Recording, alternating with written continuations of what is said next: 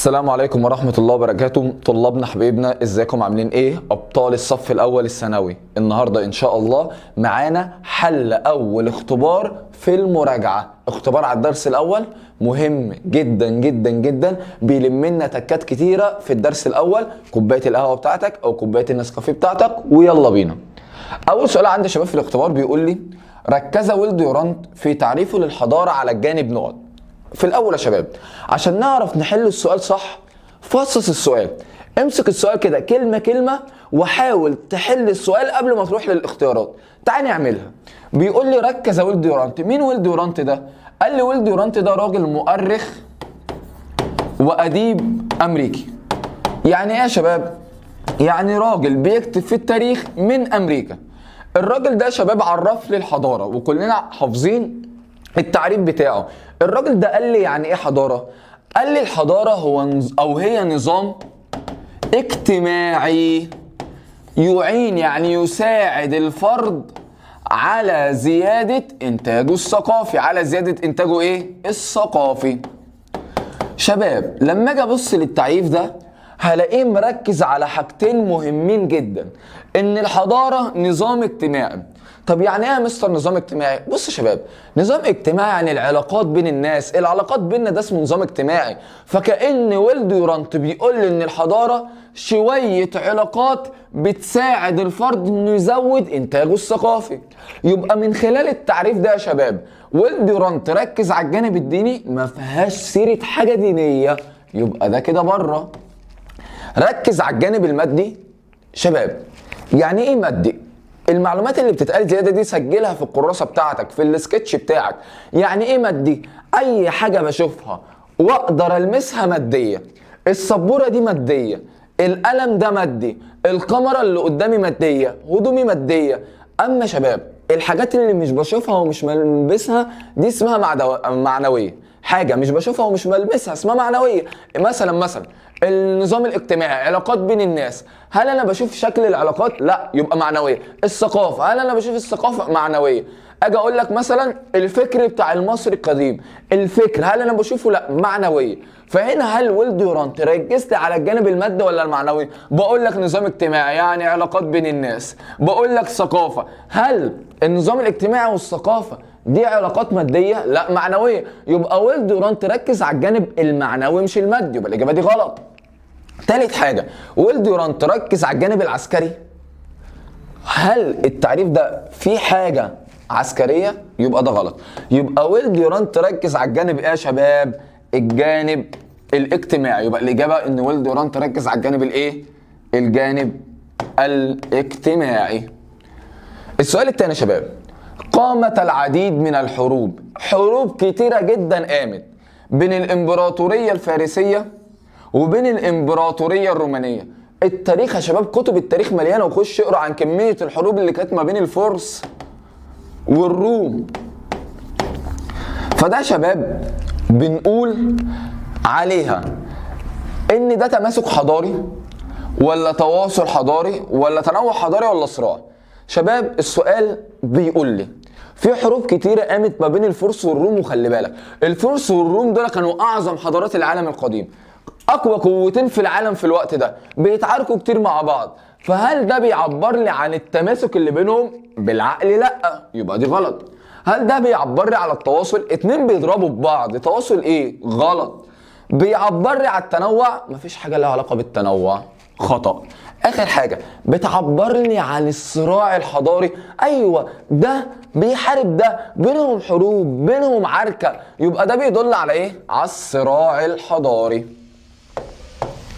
شباب رقم 3 بيقول لي العلاقه بين ان احنا نقول ان الحضاره المصريه القديمه هي فقط اساس الحضارات في العالم. تخيل كده اجي اقول لك، بقول لك ايه؟ اساس الحضارات في العالم الحضاره المصريه، احنا مفيش غيرنا، احنا مش شايفين حد. الكلام ده العلاقه بينه وبين مفهوم التعصب ايه؟ مستر ما اللي انت بتقوله ده تعصب. ما انت لما تقول لي الحضاره المصريه مفيش غيرها يبقى ده تعصب، لما تقول لي احنا مش شايفين حد يبقى ده تعصب، لما تقول لي احنا الاساس والباقي مش موجود يبقى ده تعصب. يبقى العلاقه بينهم علاقه ربط يا شباب. الكلمة دي هقولها ففي تعصب. الحضارة المصرية أساس الحضارات، فده تعصب. العلاقة بينهم علاقة ربط. هل العلاقة بينهم علاقة عكسية؟ لا، يعني الاتنين عكس بعض، بالعكس ده أنا عندي تعصب لما أقول إن الحضارة المصرية هي أساس العالم. الاتنين موجودين مع بعض، يبقى مش عكسية، ارتباطية، الاتنين مربوطين ببعض. لما أجي أقول لك الحضارة المصرية هي الحضارة الوحيدة، هي الطب اللي في العالم، هي أساس العالم، فهنا التعصب بيزيد، يبقى في علاقة، في ربط بينهم، يبقى دي الإجابة. هل بينهم علاقة سلبية؟ لا طبعا. علاقة تضاد عكس بعض برضو؟ لا، ما كلمة تضاد يعني عكسية. شباب السؤال الرابع بيقول لي السمة أو الصفة المشتركة بين الصورتين دول في أنهما حضارتان كان العامل الأساسي في قيامهم على إيه؟ الحضارتين اللي في الصورة كان العامل الأساسي إن هم موجودين، يبقى إيه؟ جايب لي صورة حضارة بلاد العراق.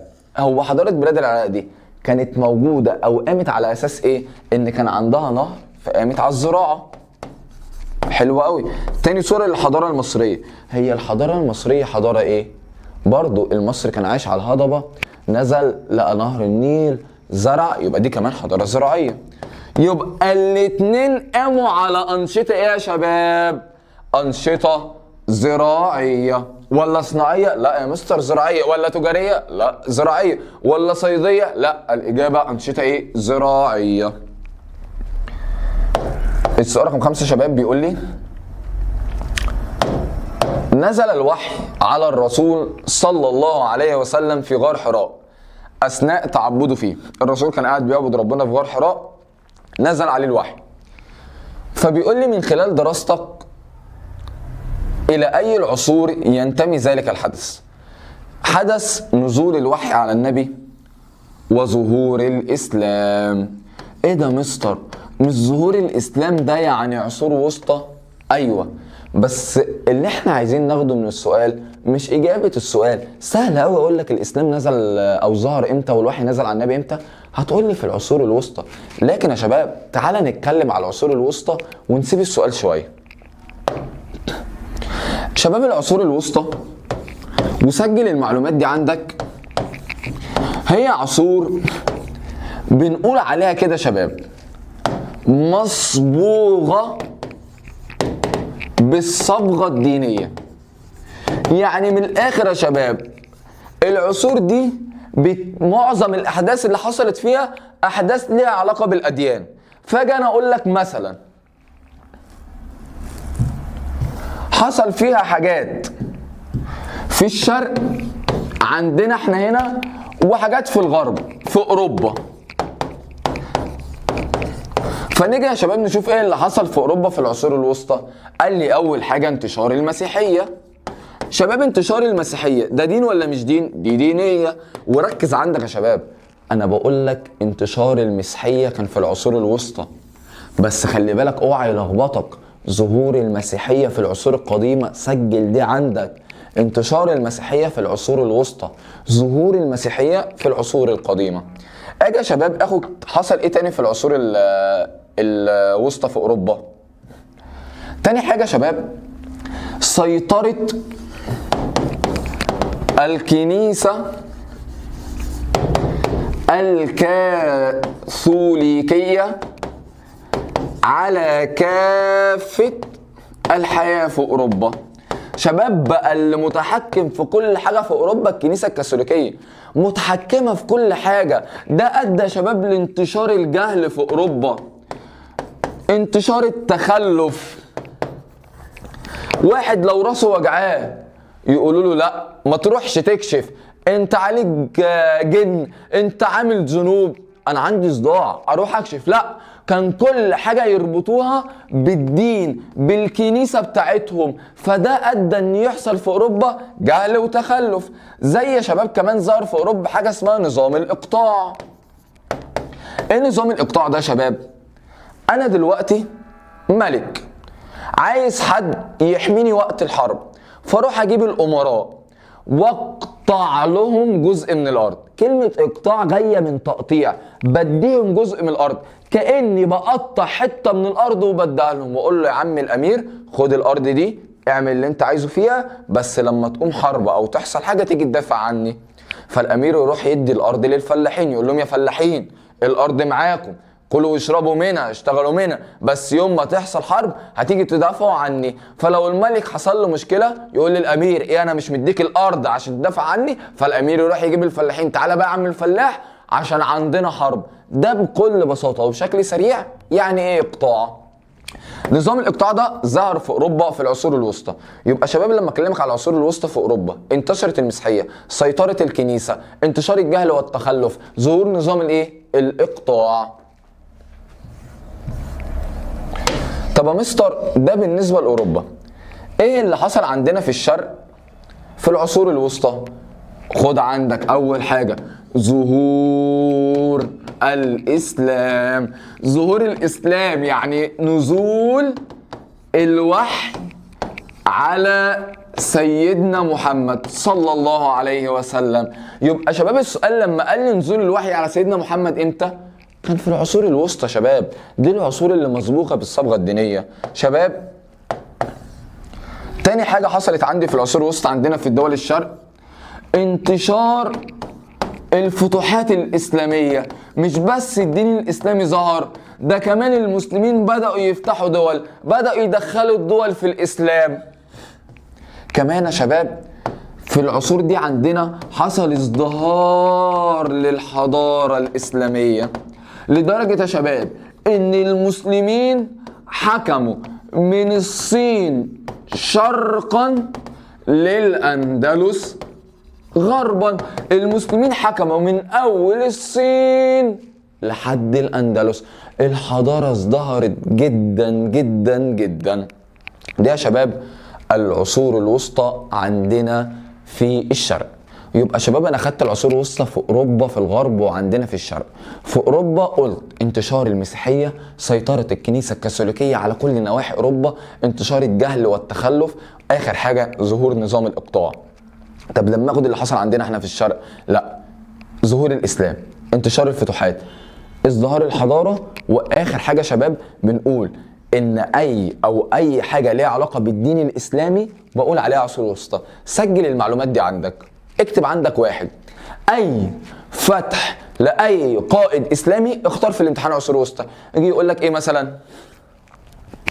قام القائد عقبة بن نافع بفتح شمال افريقيا، هتقول له عصور ايه؟ عصور وسطى. يبقى شباب يجي يقول لك قام القائد ابي المهاجر دينار بفتح المغرب الاوسط اللي هي بلاد الجزائر، هتقول له عصور ايه؟ عصور وسطى. يبقى اي فتح عصور وسطى، اي حاجه لها علاقه بالدين الاسلامي عصور وسطى، انتشار المسيحيه عصور وسطى، سيطره الكنيسه عصور وسطى. بس ركز، ظهور المسيحيه في العصور القديمه.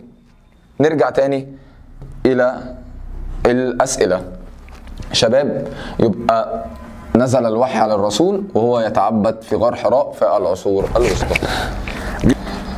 شباب السؤال السادس بيقول لي اتسم التاريخ المعاصر، العصور المعاصرة، بالعديد من الإيجابيات والعديد من السلبيات، والدولة المصرية بتحاول تسيطر على بعض السلبيات. يعني بيقول لي السلبيات اللي في العصور المعاصرة، الدولة المصرية بتحاول تعمل جهد كبير قوي قوي انها تقللها وتسيطر عليها. يمكن ان نبرهن. يعني ايه نبرهن؟ يعني ندلل. نقدر ندلل على الكلام ده من ايه؟ يعني ايه الدليل ان الدولة المصرية فعلا بتحاول تقلل وتسيطر على السلبيات دي؟ هل من خلال تطوير المتحف المصري الكبير، ولا استضافة مصر قمة المناخ، ولا موكب المومياوات المصرية، ولا اطلاق مبادرة حياة كريمة؟ مستر عشان اعرف احل السؤال ده لازم تقول لي السلبيات. يبقى شباب وانت لو جالك سؤال زي ده وانت قاعد في اللجنه لازم تكتب على جنب هنا السلبيات العصور المعاصره. ايه هي سلبيات العصور المعاصره؟ اول حاجه الحروب العالميه المدمره. شباب العصور المعاصره بدات سنه 1914 بحرب عالميه. متخيلين؟ العصور المعاصره بدات بحرب عالميه سنه 1914، الحرب العالميه الاولى، وبعدها حصلت الحرب العالميه الثانيه، وادينا العالم كله حوالينا حروب. نلاقي مثلا حروب امريكا مع العراق، وامريكا في افغانستان، وروسيا في افغانستان، ونلاقي بعد كده حروب روسيا واوكرانيا وغزه بتحارب مع اسرائيل. حروب عالميه مدمره طاحنه. كل ده بان في العصور المعاصره. كمان يا شباب عندي تلوث البيئه من ضمن سلبيات العصور المعاصره. كمان عندي انتشار الامراض والاوبئه. ما شاء الله شباب، يعني مفيش اكتر من الامراض حوالينا دلوقتي، ربنا يعافينا واياكم، زي اللي حصل في 2020 فيروس كورونا يا شباب. ما ده عصور مؤثره ظهر في العصر بتاعنا. الدوله المصريه بتحاول تقلل بعض السلبيات دي. تعال نشوف حاجه من الاختيارات دي ممكن تقلل لي حاجه من السلبيات. هل تطوير المتحف المصري الكبير هيقلل لي الحروب العالميه المدمره، ولا يقلل لي التلوث ولا امراض البيئه؟ مش هيقلل لي حاجه، يبقى ده بره. هل الموكب المومياوات الملكيه المصريه، ايه موضوع موكب المومياوات ده؟ من كام سنه يا شباب الدوله المصريه نقلت ملوك اجسام او تماثيل الملوك من مكان لمكان تاني في موكب المومياوات الملكيه. هل ده هيقلل لي الحروب؟ هيقلل لي التلوث او الامراض؟ مستر ملوش علاقه. تعالى السؤال رقم ج، استضافه مصر قمه المناخ. مصر لما تعمل مؤتمر عن المناخ واحنا عايزين نقلل من تلوث المناخ، هل ده هيقلل لي حاجه من السلبيات؟ مستر ده هيقلل تلوث البيئه، فدي تنفع. اخر حاجه يا شباب، اطلاق مبادره حياه كريمه. هل مبادره حياه كريمه هتقلل لي حاجه من دول؟ لا. فهمنا يا شباب؟ السؤال السابع يا شباب بيقول لي امامك صوره لاحدى العملات المصريه، صوره لفلوس مصريه. استخلص من العمله دي انها اتأرخت امتى يا شباب؟ اتأرخت امتى؟ يعني اتعملت امتى؟ هل اتعملت في العصور القديمه ولا الوسطى ولا الحديثه ولا المعاصره؟ شباب عشان نحل السؤال ده واي حدث يجيبه لك يقول لك الحدث ده بينتمي للعصور القديمه ولا الوسطى ولا الحديثه ولا المعاصره، بكل سهوله يا شباب اكتب قدامك كل عصر بدا امتى وانتهى امتى.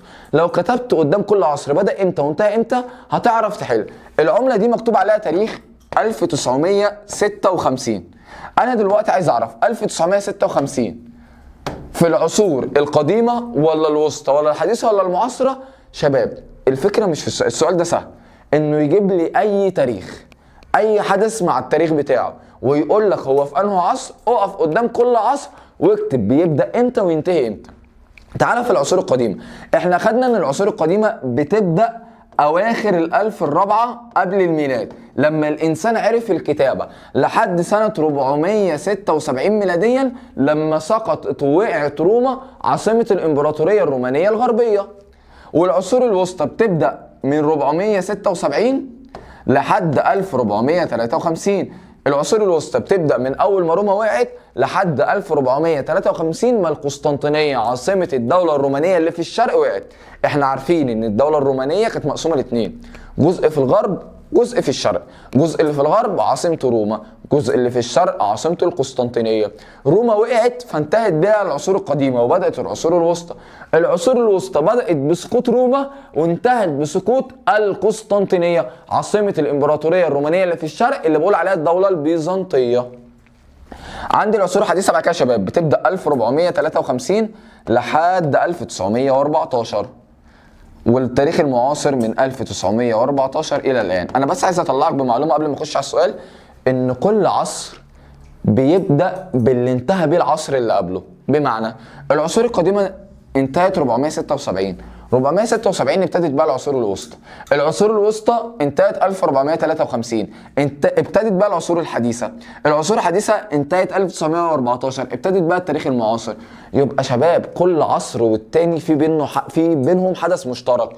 القديمه والوسطى بينهم حدث مشترك سقوط روما، والوسطى والحديثه بينهم حدث مشترك سقوط القسطنطينيه، والحديثه والمعاصره بينهم حدث مشترك الحرب العالميه الاولى. طب يا شباب انا لما اجي اقول لك العمله دي اتعملت 1956، هل ما بين الالف الرابعه قبل الميلاد و 476 بعيده يا مستر؟ هل ما بين 476 ل 1453؟ لا انا بقول لك 1900 مش 1400. العصور الحديثه بين 1453 ل 1914 برضو لا انا بقول 1956، فهتبقى في التاريخ المعاصر. بعد كده يا شباب الاسئله المقاليه. شباب السؤال اول سؤال في الاسئله المقاليه، ايه العلاقه بين دراسه التاريخ والحضاره يا شباب؟ بص يا شباب لما ادرس تاريخ هيعرفني ان العالم ما قامش على حضاره واحده.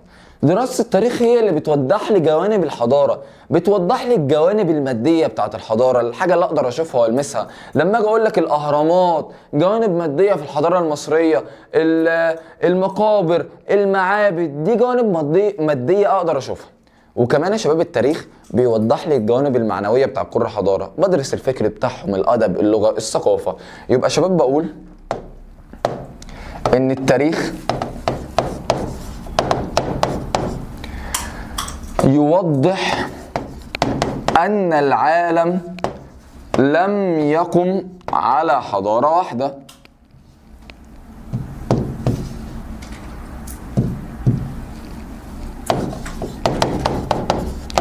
زائد ان التاريخ يبرز ويوضح الجوانب المادية والمعنوية لكل حضارة. يبقى شباب العلاقة بين التاريخ والحضارة علاقة مهمة قوي. التاريخ هو اللي بيوضح لي الحضارة عاملة ازاي، هو اللي بيعرفني ان العالم ما قامش على حضارة واحدة، هو اللي بيدرس لي الجوانب المادية والمعنوية في كل حضارة.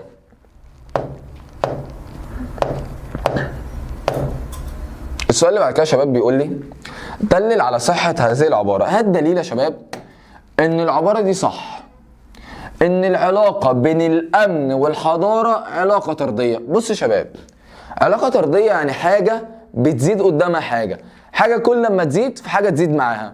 فانا اخدت في الدرس ان عندي امن عندي حضارة، ما عنديش امن ما عنديش حضارة. مش ويل ديورانت قال لي ان الحضارة بتبدأ لما الاضطرابات والقلق ينتهي ويبقى عندي استقرار والامن؟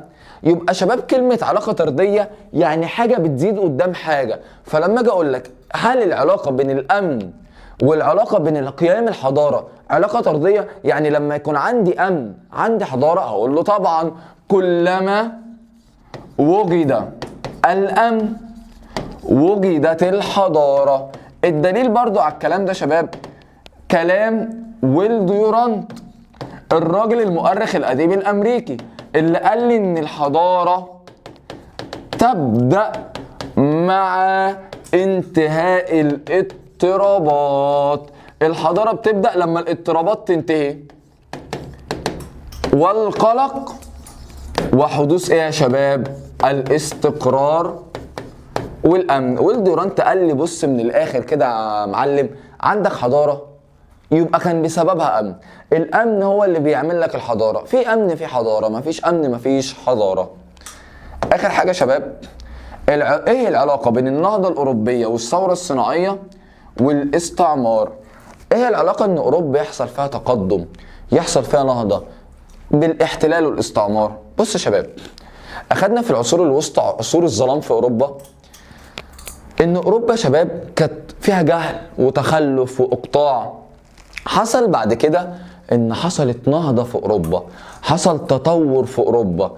التطور ده شباب خلى حاجة حصلت في اوروبا اسمها الثورة الصناعية. بدل ما كانوا بيصنعوا بايديهم بدأوا يصنعوا بالالات بالمكن، الانتاج زاد، مواد خام باخد منها كتير. فانا بقى عندي مشكلتين، عايز مواد خام كتير وعايز سوق ابيع فيه منتجاتي. فبدأت تحصل حاجة اسمها الكشوف الجغرافية. دول أوروبا بدأت تطلع من أوروبا تدور على أماكن تاخد منها مواد خام وفي نفس الوقت تبيع فيها المنتجات بتاعتها. أوروبا مع الوقت بدأت تحتل الأماكن دي. مثلا اكتشفوا الأمريكتين، احتلوا الأمريكتين، اكتشفوا مناطق عندنا أو دخلوا في أفريقيا واحتلوا فيها مناطق، احتلوا الهند. يبقى شباب النهضة الأوروبية والثورة الصناعية أدت إلى قيام الاستعمار. إن النهضة دي هي اللي حصل بسببها الكشوف الجغرافية اللي حصل بعدها الاحتلال والاستعمار. شباب وده كان حل الاختبار الأول، إن شاء الله نشوفكم على خير في حل الاختبار الثاني. ما تنساش السبسكرايب واللايك وتفعل زر الجرس عشان يوصلك كل الأسئلة اللي هنزلها بعد كده. السلام عليكم.